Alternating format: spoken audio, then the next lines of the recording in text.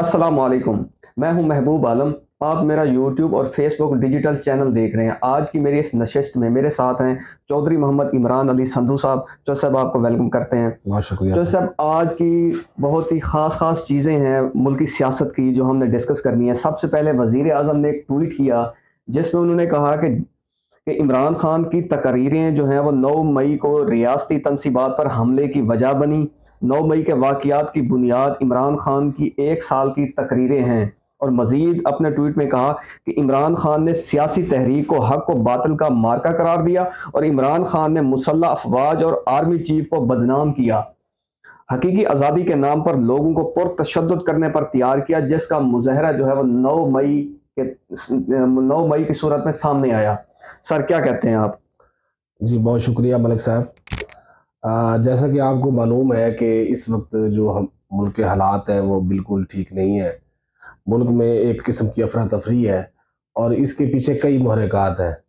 सिर्फ इमरान खान साहब ज़िम्मेदार नहीं है, इसके पीछे गवर्नमेंट भी ज़िम्मेदार है।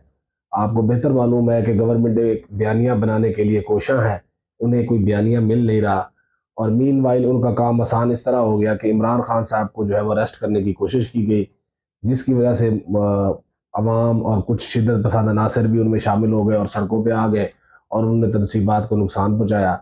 और वहाँ से पीडीएम को और मौलाना फजलुर रहमान साहब को और जो है पीपल्स पार्टी उनको और वज़ीर आज़म साहब को एक मौका मिल गया कि वो अपना एक बयानिया तश्कील दे सके। और वज़ीर आज़म साहब अब इस बात को नीचे नहीं आने दे रहे। हालांकि ज़रूरत इस अमर की है इस वक्त कि इस वक्त माहौल को ठंडा किया जाए, लेकिन वो अपना इस एक बयानिया बना के अब जो है वो चल पड़े हैं और ये ट्वीट भी उनका इसी की एक कड़ी है। तो सर गुजारिश ये है कि आपको याद होगा जब नवाज शरीफ नाअहल हुए थे, तो वो जितने भी जलसे जुलूस करते थे उसके अंदर वाज़े जो हमारा साबका आर्मी चीफ है उसके ऊपर वाज़े तनकीद करते थे।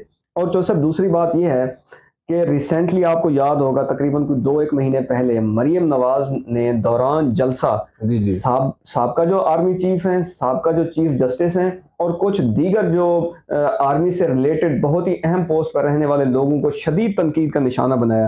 तो मेरा यहाँ पे ये इतनी सिर्फ सवाल यही मैं छोड़ के जाऊँगा आपके पास कि हमें शहबाज शरीफ से पूछना चाहिए था कि आपका भाई जब आर्मी के खिलाफ बात करता था, अब आपकी जो भाई की जो बेटी हैं वो शदीद तनकीद का निशाना बनाती हैं। क्या उस वक़्त आपको मुल्क और कौम की याद नहीं आई?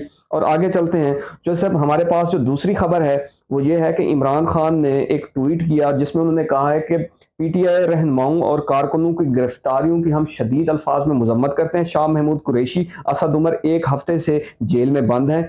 सहाफ़ी इमरान रियाज पर तशद्दुद की जो इतलात आ रही हैं। और दूसरा उन्होंने कहा है कि जितनी भी खवातीन पीटीआई की और जो लोग कारकुन जो जेल में बंद हैं उनको फौरी तौर पर रिहा किया जाए। सर जी सर, इमरान खान साहब ने जो ये मुतालबा किया, ये उनका मुतालबा कदरे जायज़ है। इसके साथ दो पहलू हैं। सूरत हाल ये है कि इसमें एक तो ऐसे लोग शामिल हैं एहतजाज में जिन्होंने पुरअमन एहतजाज किया या जिन्होंने इमलाक को नुकसान नहीं पहुँचाया। दूसरी कैटेगरी उन लोगों की है कि जिन्होंने इमलाक को नुकसान पहुँचाया और वो शिद्दत पसंद बन गए, उन्होंने शरअंगेज़ियाँ की, उन्होंने आर्मी के ऊपर भी और गवर्नमेंट के ऊपर भी बहतानबाजी भी की, नारेबाजी भी की, वो और कैटेगरी है।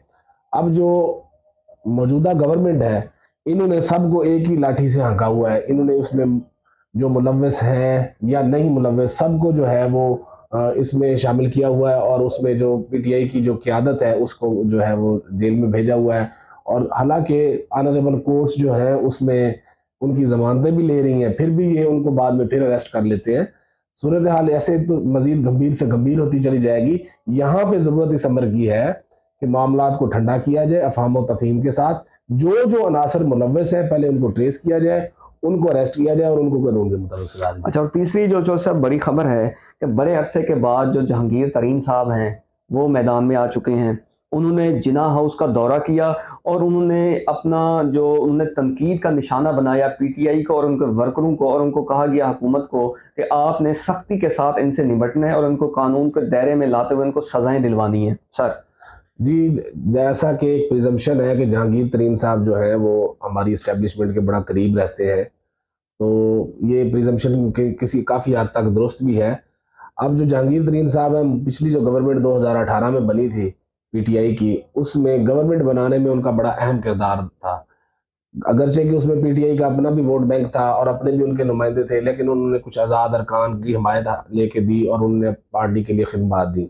अब वो पीटीआई के साथ नहीं है और वो समझा ये जा रहा है कि वो पीडीएम के करीब है और इस्टेब्लिशमेंट के करीब है, इसलिए पीडीएम जो है उनको यूज करके, क्योंकि पीडीएम का वोट बैंक तो खत्म होता हुआ नजर आ रहा है ना, तो वो उनको जहांगीर तरीन साहब को उस फ्रंट पे ला के, ताकि उनकी अभी इतनी हेट नहीं है, इतनी नफरत नहीं है जितनी पीडीएम की है अवाम में, तो उनको फ्रंट पे ला के कुछ लोग तोड़ के पीटीआई से उनके साथ शामिल किए जाए और कुछ लोग जो है वो आज़ाद हैसियत में मुंतखब कराए जाए, ताकि वो बाद में फिर पीडीएम का हिस्सा बन सके। और अगली जो संधू साहब खबर है वो ये है कि आमिर मीर जो कि पंजाब के निगरान हुकूमत जो है उसके स्पोक पर्सन है, आज उन्होंने बहुत ही अहम प्रेस कॉन्फ्रेंस की। उसकी जो डिटेल है वो मैं आपके साथ शेयर कर देता हूँ। 9 मई को रियासत की रेट को चैलेंज किया गया। फौजी तनसीबात पर हमले में 30 से 40 लोग जो हैं दहशतगर्द वो मुलविस थे, जो कि इस वक्त जमान पार्क में मौजूद हैं। इन दहशतगर्दों को पंजाब पुलिस के फौरन जो है उनके हवाले किया जाए और इन दहशतगर्दों को कानून के दायरे में लाते हुए फौजी जो मिलिट्री कोर्ट्स हैं उनका जो उनके अंदर जो है इनका ट्रायल होगा। तो जोसेफ क्या कहते हैं आप इस मुतालिक? जैसा कि आपको बेहतर मालूम है कि जो पंजाब की गवर्नमेंट है, ये निगरान गवर्नमेंट कम लगती है और ये पीडीएम की एक सूबाई गवर्नमेंट ज़्यादा लगती है।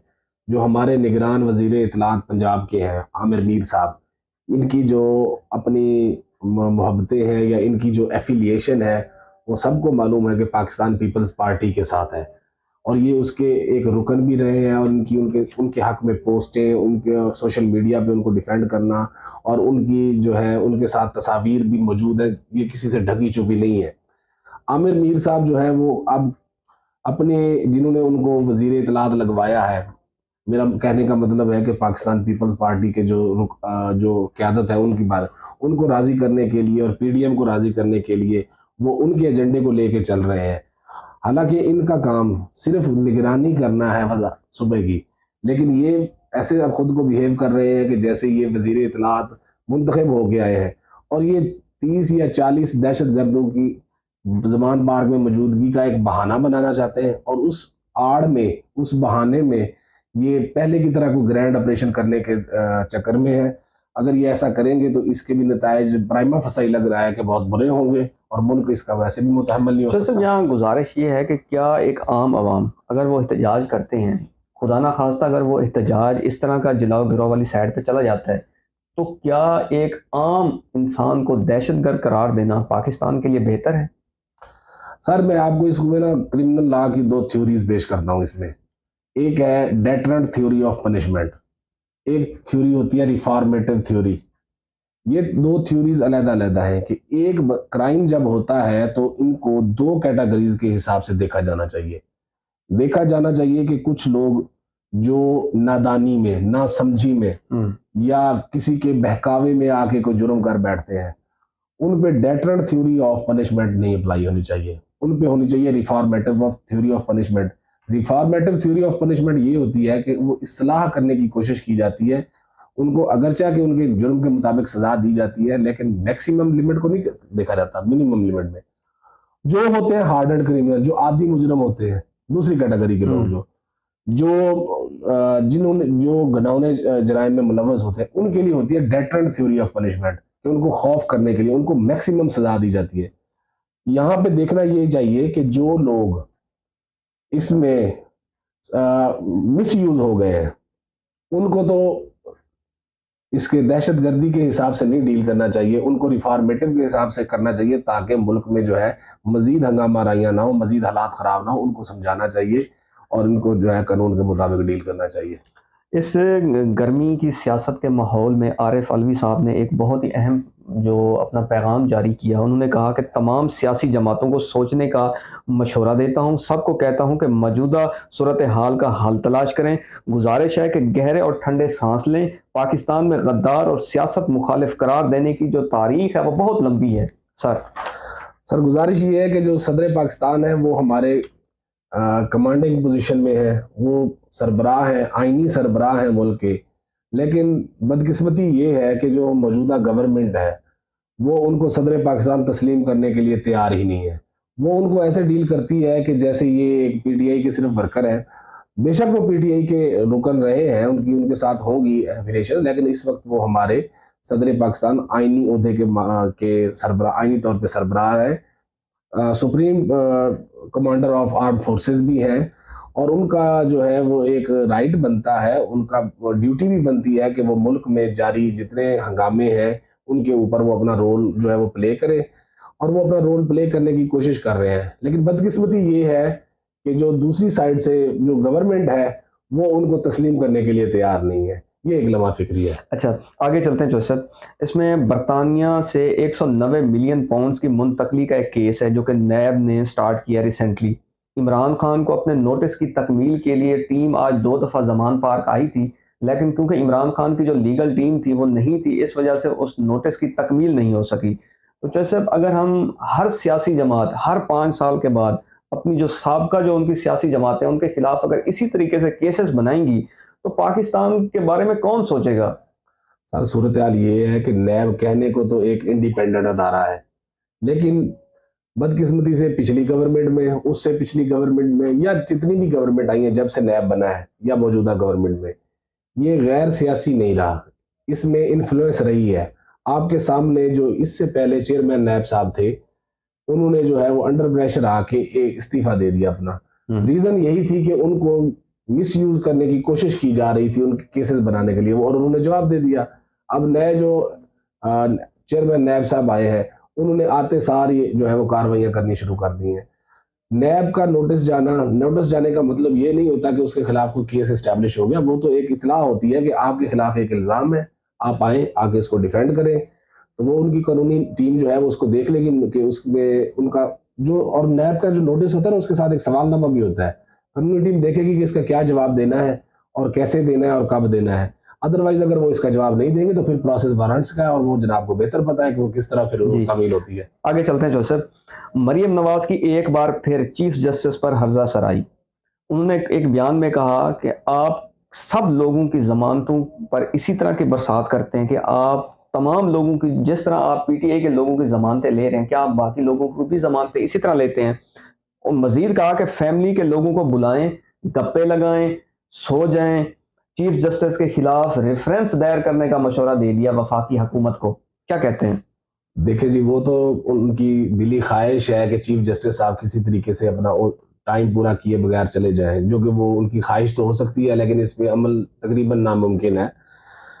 और दूसरी बात ये है कि जो मरियम नवाज साहब ये जो तनकीद करती हैं, ये अब की नहीं है, ये आप कुछ अरसे से, उनको जब बयानिया कोई नहीं मिला तो उन्होंने वो अदालतों पे चढ़ाई शुरू कर दी, और ये भी उसी का ये एक शाखसाना है, और वो अदालतों पे चढ़ाई करके अपना बयानिया बना रही हैं। बाकी इसमें कोई हकीकत से कोई ताल्लुक वास्ता नहीं है, और वैसे भी इतनी कमज़ोर पोस्ट नहीं है कि इन जैसे लोगों की वजह से जो है वो चीफ जस्टिस साहब या इस्तीफा दे दें या उनको जो है वो निकाल दिया जाए। आगे चलते हैं सर। 9 मई को जिन रिटायर्ड जो सरकारी मुलाजिम थे जो कि 9 मई में मुलविस थे, अब रिपोर्ट आ रही है कि उनकी पेंशन जो है वो रोक दी जाएगी। अब मैं जनाब को गुजारिश कर दूं कि पहले तो ये देखना चाहिए कि क्या वो इन हंगामा आराइयों में भी मुलविस थे या सिर्फ वो पुरअमन एहतजाज कर रहे थे। अगर तो वो इन हंगामा आराइयों में मुलविस थे, या उन्होंने तोड़ फोड़ की है, आर्मी की तनसीबात पे हमले किए हैं, या उन्होंने आर्म फोर्सेस को बदनाम करने की कोशिश की है, तो फिर तो उनके खिलाफ क्रैकडाउन होना चाहिए। और अगर वो उन्होंने सिर्फ एहतजाज किया है तो सिर्फ एहतजाज की आड़ में उनको जो है वो इतनी बड़ी सजा नहीं दी जा सकती, और उनको जो है उनकी पेंशन वगैरह जो खबर है वो ये है कि मार्च में मजमूई जो कर्जा है वो 57,122 अरब और 50 करोड़ तक पहुंच चुका है, जो सिर्फ डॉलर्स तक पहुंच चुका है। हुकूमत अगर अपने सियासी मुकदमात से निकलकर पाकिस्तान के बारे में भी सोचेगी। सर, गुजारिश ये है कि हमारा मुल्क इस वक्त एक एक पैसा ज़ाय करने का भी मुतहम्मिल नहीं हो सकता। हमारे माशी हालात बड़े कमज़ोर हैं और हम बड़े नाजुक मोड़ से गुजर रहे हैं, जो हम पिछले 70 सालों से गुजर रहे हैं। तो ऐसी सूरत में हमें तो चाहिए कि हम अपने खर्चे कम करें, अपनी इनकम बढ़ाएं। ये बजाय इसके अपने खर्चे कम करने के, ये तो इनकी तो कोशिश ये है कि किस तरह अपोजिशन को पकड़ना है, किस तरह उनको जेलों में डालना है, और उनको जेलों में ले जाने और ले आने पे भी करोड़ों रुपए का खर्चा हो रहा है। इनकी तवज्जो सिर्फ और सिर्फ इस तरफ है, इनकी किसी किस्म की कोई तवज्जो नहीं है कि किस तरह मुल्क के जो है अखराजात है उनको कम किया जाए। इस तरह अगर चलता रहा तो फिर ये खर्चा जो कर्जा है ये तो बढ़ता ही रहेगा, कम तो होने का नजर नहीं आ रहा वैसे। मैं अपने व्लॉग के आखिर में सिर्फ 2 सवाल हैं जो मैं अपनी आवाम के सामने रखना चाहता हूँ। मेरा पहला सवाल ये है कि क्या इस माहौल में आज़ाद तहकीकात हो पाएंगी 9 मई के मुतालिक? और दूसरा मेरा सवाल ये है कि मिलिट्री कोर्ट्स के बनने से क्या अवाम में आर्मी के ख़िलाफ़ मज़ीद इज़्तिराब पैदा नहीं होगा? हमें चाहिए कि हम अख़ुवत मोहब्बत से बैठ के ये तमाम इन चीज़ों का हल निकालें। ये इदारे हमारे हैं, ये अवाम हमारी है, हमें इस अवाम के बारे में सोचना होगा। इसके साथ ही आज का व्लॉग ख़त्म करते हैं। जहाँ रहें खुश रहें, अपना और मेरे चैनल का ख्याल रखिएगा। तो sir thank you. Thank you Pakistan जिंदाबाद।